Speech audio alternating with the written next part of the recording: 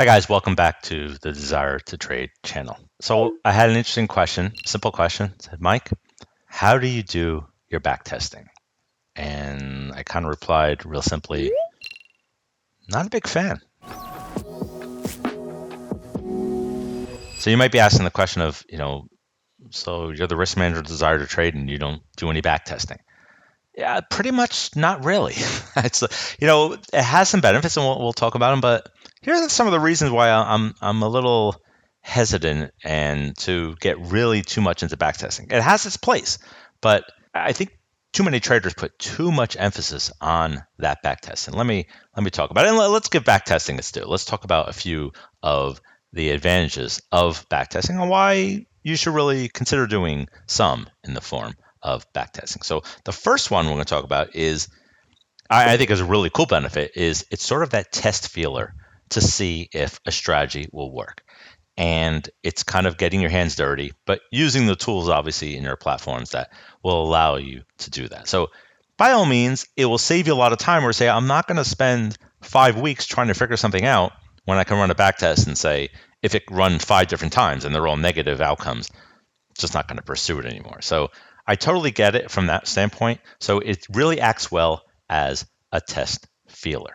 I also find it cool in the sense where you can do a back test or a core type of settings, and then you can tweak them a little bit and say, okay, well, how about if I use this moving average, or how about if I used a smaller time frame or a bigger time frame? So I understand the sort of benefit of tweaking a little bit. It'll help you a lot, and a lot of these platforms now have sort of optimization features, so you can use that. Will let them determine what your optimal setting would be. So I get it in the sense of that, but I have some concerns on the backtesting side, and at least particularly when I coach traders who are relying on these backtests to basically, set the framework for their lives.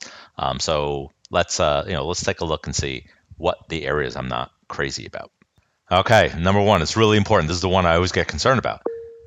The backtest results doesn't say anything about your ability to execute that strategy. So maybe you work full time, or maybe you're not available certain times where the peak areas of their optimized areas of success are evident.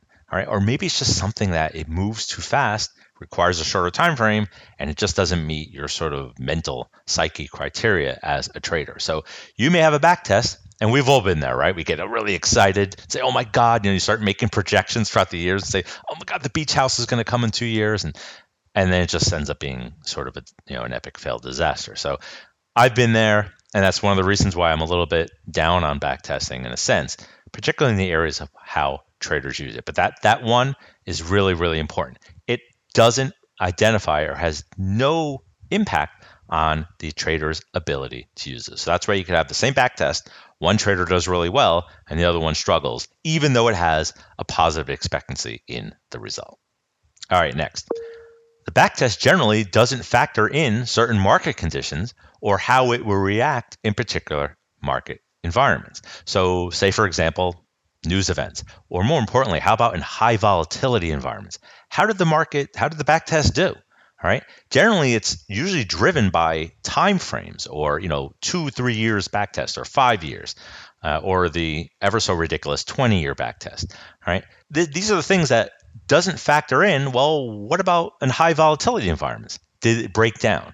Even if it showed over 20 years it has a positive expectancy, maybe it does really well in high vol environments, or maybe it does really poorly in high and better in low volatility.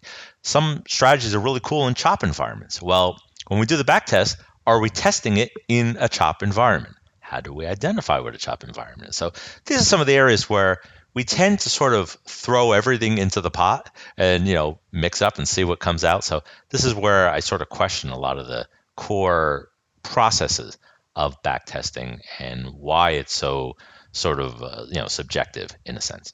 All right, next, and maybe I'm a little old school here, but the backtesting software that I've tried, I just don't think it's there yet. I just, if anything, it provides these false hopes that I talked about earlier. And this happened to me where I'm like, oh my God, this is great. Like the holy grail. And it just continuously disappoints. It doesn't seem to match up to it, whether it's my ability to execute it. And even if it's done in an algo format, it just somehow The backtesting results compared to the actual results doesn't seem to happen. And the software, I don't know how it does it or any of these quirky things, even with exchange data. So we're talking about not individual broker data, exchange data, it just doesn't seem to match up. So you could kind of sense my frustration with the backtesting thing, but I just don't think the software's there. It's getting better. And some of these things I'm really encouraged about. But again, this is a high importance task with a new trader. They're trying to find a strategy that they're going to implement with their real money. So it's kind of a key task in their career.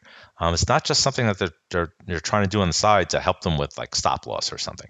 And when they get positive outcomes in a software test, it kind of sets the light to their confidence. And when they go live, it doesn't work, and then all of a sudden confidence is done, and not to mention possibly risk of ruin, which is really really important. So not there yet, at least in my opinion. I like to get my hands dirty when I was doing back testing, and what little I do at this point now is I like to get my hands dirty. Etienne, Alex, the management team here at Desire Trade, we all agree. We have a lot of differences in our approach to trading. But one thing we all did similar is, those Sunday mornings, cup of coffee, and just got our hands dirty and started looking at charts and writing down things and looking at how certain samples, how they played out. I just don't think you get that in the software. And even in the psychology experts like Jared Tendler we've had on stuff, there's something about writing down stuff. There's something about doing it manually that makes it more effective. It allows you to identify things that you just don't get by pushing a backtest button going back 20 years. Personal opinion, I'd love to hear your comments below.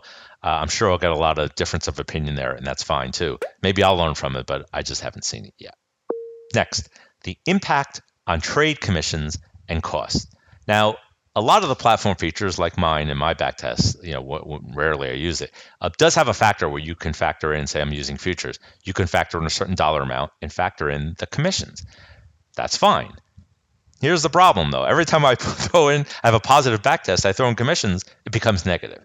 And sometimes drastically negative, particularly on backtests or strategies that have a lot of transactions, such as scalping. So this is sort of something that can be very deceiving, and we tend to not throw in the commissions because we want to see sort of the core outcome, which I encourage. But the reality is you're going to have these costs, and we want to factor that into it. Understand, too, that as you have higher volumes, you may be able to negotiate those commission costs, but not always the case. So how do you handle that in a backtest? So throwing in those commissions, I suggest if you do backtesting on software, factor in the commissions. The slippage, it may be tough to do, but you have to factor in the reality of it. And I think the core backtesting sometimes leads to this positive confidence, false positive, so to speak, that you really have to factor in the commissions because the reality is it is going to be there and you can't do away with it. Not to mention the slippage. Next, we may have everything going right, a positive backtest, an approved strategy from, say, your coach, and now you just have to execute it. But does the backtest factor in your ability to handle drawdowns? Right? Probably not. How are you going to feel when you have 8 or 10 or 12 losses in a row? Maybe it's just, you have to have confidence in the sample going forward. The problem is, the reality is, it's really not the case. You start questioning things. Maybe even you stick to it, but you lower size, which probably is the prudent thing to do. Did the backtest lower size during that? No. So now your backtesting results are going to be skewed to the upside versus your performance. And that what it does is starts questioning the strategy itself. You start questioning the backtest. You start maybe changing things. I've seen it a million times and everything goes, awry. So factor that in. If you do, certain back tests, but understand that, and there's a tool, there's maybe a report when you get a summary report that says what was the biggest number of losses in a row, or what was the amount of drawdown, the maximum amount. Factor that in, and my personal opinion is double it. Say, would you be able to handle this? If you were down, say 6%, well, okay, fine, that was maybe the lowest, or even 12%. Now you're down, double it, 24%. Are you be able to get to the trading desk that day and start trading like you normally would?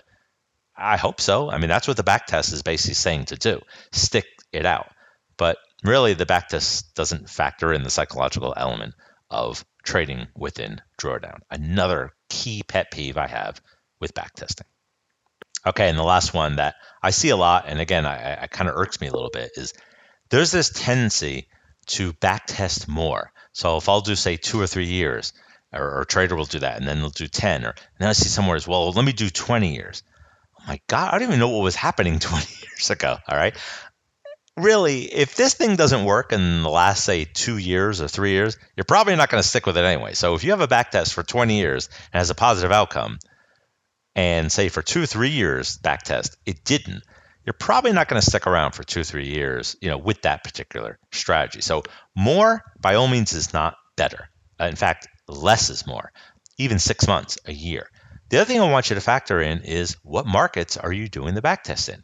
If you're in a trend-based strategy and the markets are trending really well during a certain environment, well, it should outperform. There should be a golden backtest. It shouldn't be just treading positive water.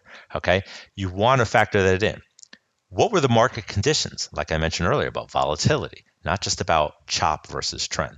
So there's a lot of things. Now, if you have a back test that will cover all those markets and you want to get a general idea, that's fine. But I think the ultimate trading, and really how I coach, is to have different strategies for different markets and take advantage of those things. When volatility is high, sell premium.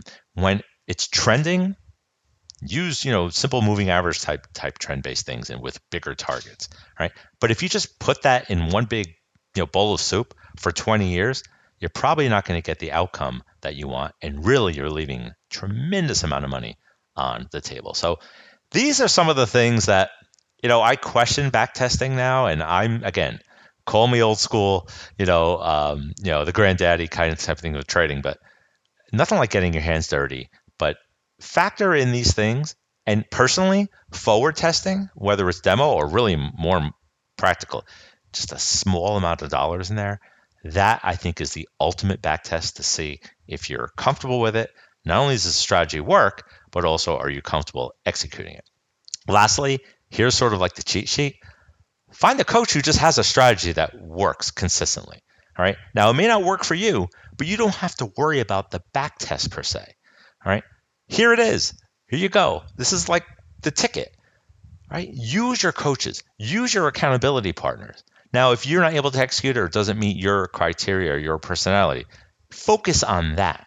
Don't worry about trying to find something that's already there. There's plenty of strategies that have a positive expectancy. That should be the easy part. Focus on using other people for that and not worry about these, crazy 20-year back tests that your software gave you. All right. I hope this shed some light, maybe some controversy. That's fine. Leave the comments in below. Call me old school. That's fine too. All right. It's working for me. I'm not going to change it at this point in my career. All right. Thanks again. Click the like button, thumbs up. It helps the channel out, and we'll see you next time.